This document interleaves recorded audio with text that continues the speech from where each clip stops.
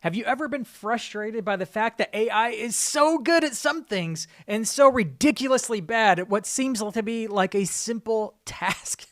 I know it's frustrating when it can do advanced math and calculus and people are bragging about the Fields Medal math that it can do, and yet it still can't freaking count the amount of survey responses I just put into it for some reason, let alone calculate what's in those survey responses.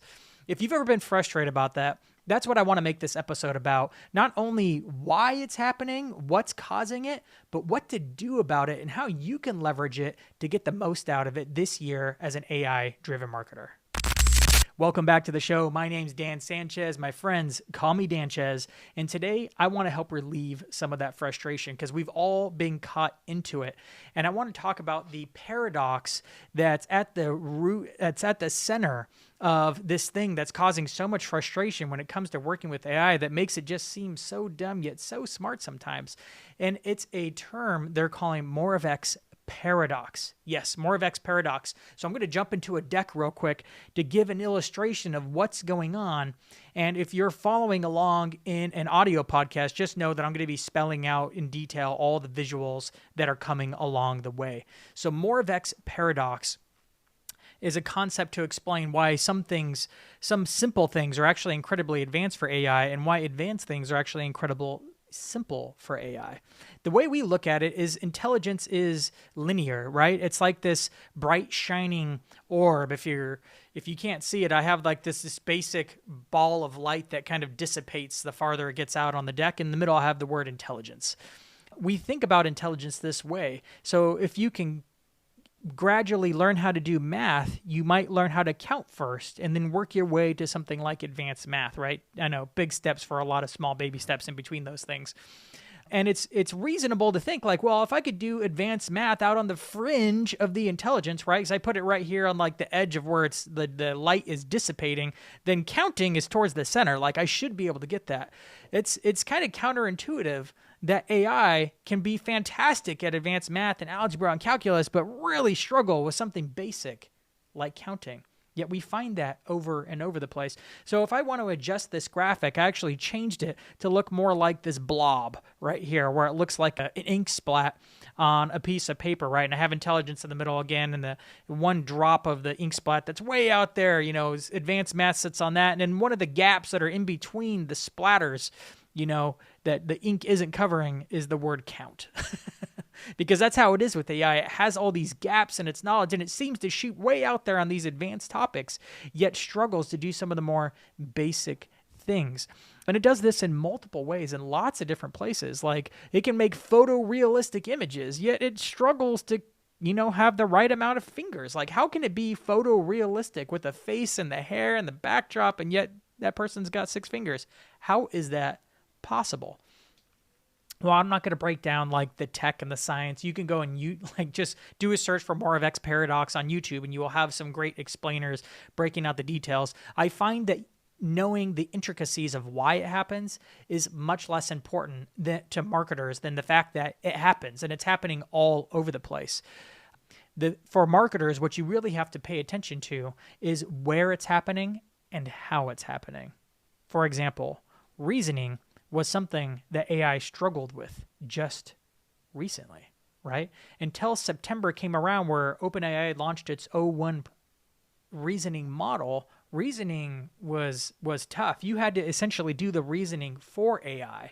It could do a lot of advanced things, but if you wanted it to do a project that included pretty important tasks in between, you'd have to just break it out and ask it to do each task and then guide it through the whole project. But AI is always improving, and that's the thing that you need to realize. And the thing that I'm paying attention to the most as an AI marketer is that these things are improving, because now this is probably an accurate picture of what AI looked like just 6 months ago, but today it probably looks a little bit more like this. Now it's getting fingers right almost all the time. It can actually reason pretty well. They went from O1 preview all the way up to O3 mini is where they're at right now, and the other ones will probably be coming out shortly. And now it can do basic counting. It used to struggle to count the amount of R's in strawberry, famously, right? But now O4 can actually, count the amount of R's in the word strawberry, but it still struggles to count the amount of survey responses. I know, because I just tried it last week, and I'm like, it's still having a hard time. Even the advanced reasoning models still have a hard time counting for some reason, which you're like, what is going on? But it's important to understand where it's at, because in understanding it and paying attention to where AI is currently and staying up to date, this becomes our advantage as AI marketers. It's easy to think like, oh, I wish it were just easy. I wish I could just not have to pick between models. I wish it would just do all my work for me and I didn't have to explain very much. It would just automatically know and it would just get it done and write the strategy and the tactics and do all the work and do all the stuff. But if it were that easy, everybody would do it and there'd be no real advantage to learning ahead of time, right? So if you want to take advantage of what's available this year, learn. Pay attention to what it's good at and what it's not good at so that you can build systems to truly leverage what it's good at and then try to find backups or ways of figuring out how to mitigate some of the shortfalls that it has with things like counting and fingers missing and all that kind of stuff. For example, when I'm using photos, I generally try not to focus on fingers, right?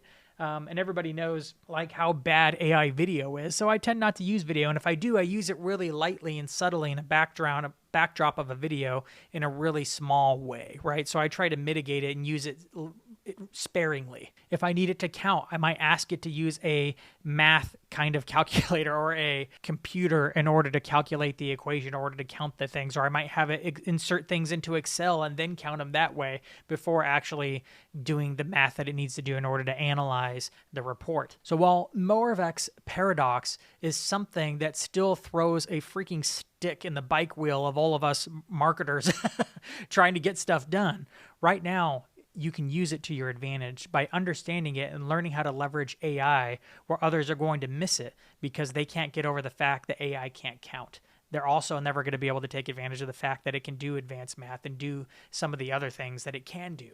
So take advantage now. You learn how to leverage AI to its fullest extent, and then pay attention to what's coming out as OpenAI and Claude and Google and all the other AI companies make announcements. Don't look for the new flashy thing it can do. Look for where it shored up what it used to struggle with.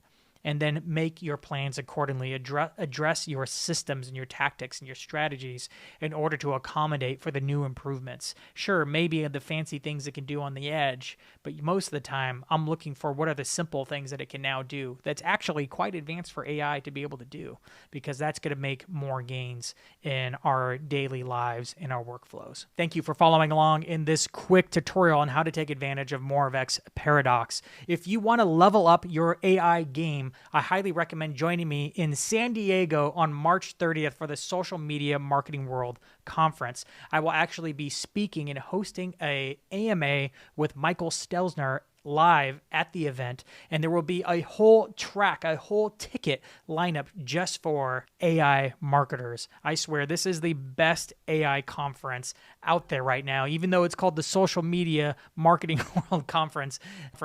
Michael Stelzner is building a solid and robust AI lineup that you can take just by itself.